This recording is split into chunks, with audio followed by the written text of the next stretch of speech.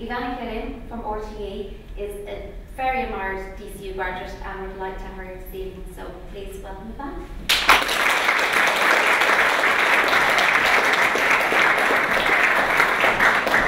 I think I'll stand here if that's okay. I can hide behind the podium. That's okay.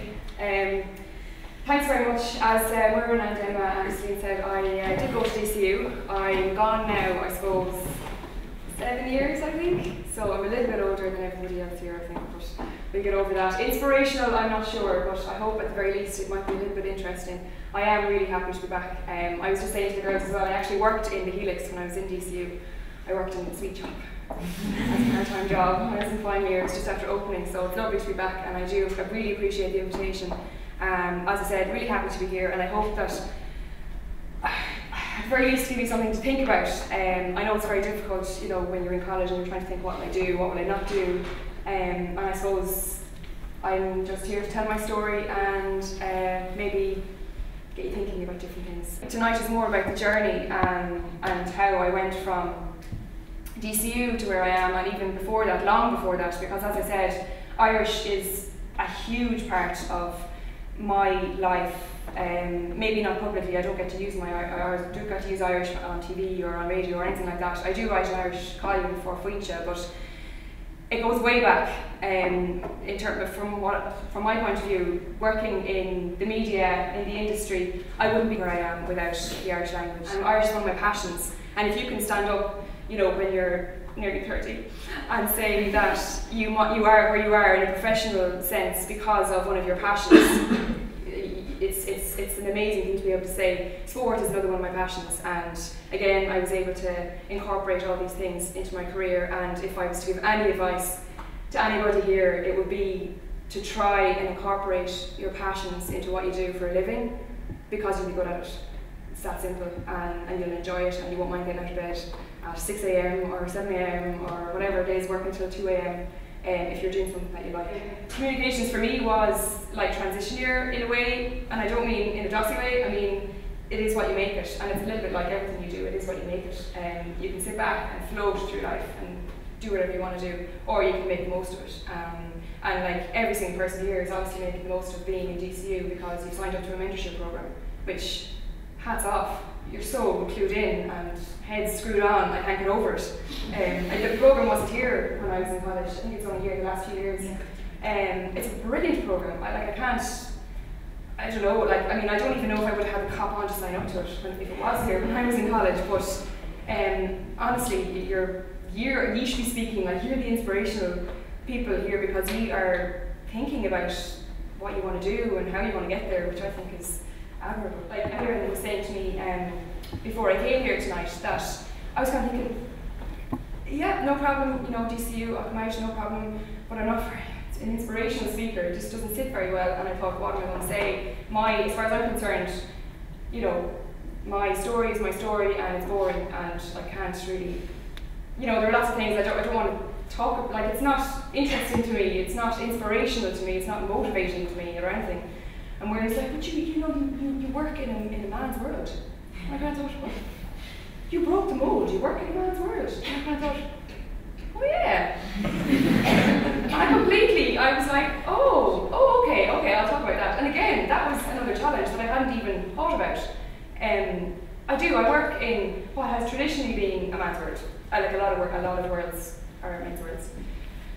But sports journalism has been exclusively male for a long time. Now it's not anymore, not by a long shot, particularly in the last 5 or 10 years, but it has been. And I remember when I first started working as a reporter, the head of sports sat me down and he said, you know, I had been working as a researcher and I loved it. I had no intention of being a presenter, it didn't even dawn on me.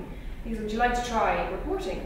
And I was like, okay, I hadn't even thought of it, but yeah, I'll give it a go. And he was like, okay, that's okay, now you have to be serious. And I was like, oh yeah, be serious.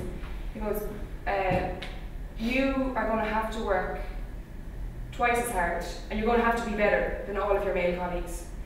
He said, it's not ideal, it's kind of hard to admit, but you are going to have to work harder and you're going to have to be better, and there's no two ways about it. Basically, you are going to be judged on a different level than the rest of your colleagues because you're a girl and you've blonde hair and you don't look too bad on the telly.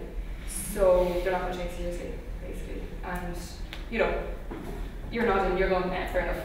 And it's fair enough because people weren't used to looking at girls working in sport. I suppose just to give a little background about how I went from DCU, let's say, to where I am today. What I'm doing at the moment is I work in the newsroom, the sports desk in the newsroom, and I present the 6-1 sports bulletins and the News on 2 sports bulletins. I report on different things. I've travelled to different championships in the States and in Canada, and so it does have perks like that, but for the most part I'm at home, I'm in studio, or I'm in Croke Park, or I'm somewhere like that. I love my job, I absolutely love my job, but you don't just walk out of DCU and then walk into a studio. It doesn't really work that way. It's all about little steps and meeting different people, and everything happens almost by accident. When you look back, you kind of go, God, if I hadn't gone there and if I hadn't done this. Now, I do attribute Irish to a lot of it because it did go from A, B, C. It was very clear. Like, I wouldn't have got into TG without Irish. I wouldn't have got into my postgrad without Irish. And I didn't get into my TG because that was work experience through my postgrad. So it's so completely obvious to me because that Irish was a huge part of it. But there are other things too, you know. I was lucky because I met the right people at the right time, but I think you make your own luck as well.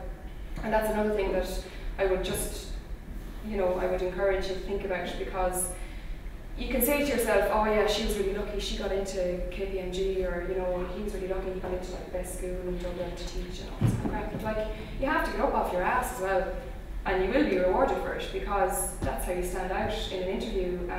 Extracurricular things are huge, especially in media and those kind of industries. People don't really look at whether you got first class honours or second class honours. They look at what you were doing in your spare time. And the mentorship programme will stand out a mile on all of your CVs. I've absolutely no doubt about that. The great thing about working where I'm working is that the variety is huge. And it's like what my mum was saying, you couldn't just do arts, you'd have to do a bit more just to kind of keep yourself occupied. RG's a bit like that, an awful lot of variety. So if you know your personality, and if you know you have certain things that you need in a job or in a hobby or anything, just, I suppose you've taken the first step by being in a mentorship program. But if you can recognise what you need and how you're going to react well to something, then you're onto a good thing, because not many people can identify that. It takes years. I'm still not sure if I'm doing the right thing, but I'm enjoying it, and that's the biggest thing. To enjoy what you're doing is, like, a lot of my friends hate going to work, and I know they're enjoying. Like, one of my friends is working in marketing. She's brilliant at what she does. She's working for a huge Japanese company, and she's really, really good. But the girl is so talented at art, and she's interior design and any kind of arty stuff. She's doing the wrong job. She's doing the wrong thing, and it's just, she knows it herself that she should have got. She would have loved to have done architecture or something like that, and I'd say she might still go back and do it. But it's not that easy to identify what you like, and if you can think, that's just my biggest message this evening, is just if you can try and think about what you're good at and what you enjoy and what motivates you, what you're passionate about, just try and bottle it and come up with a career that will suit you around that, because you're going to be doing it for a long time. And the best thing, I suppose, is to try and enjoy it. So, thanks very much.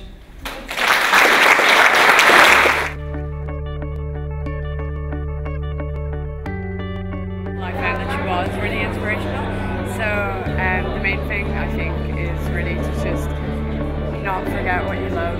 That's the main thing that I took from it. So I think to do what you're passionate in. I haven't seemed fairly big into that, so I think that would be a good place to start. What Yvonne Nicolin said about getting more involved in everything we're doing at DCU. That was the main thing I took from the same thing, to get involved in the extracurricular activities and make the most of your time at DCU. Yvonne's key message was go for what you like, go for what you're good at, follow your strengths, and you'll definitely end up in a place that you're happy with.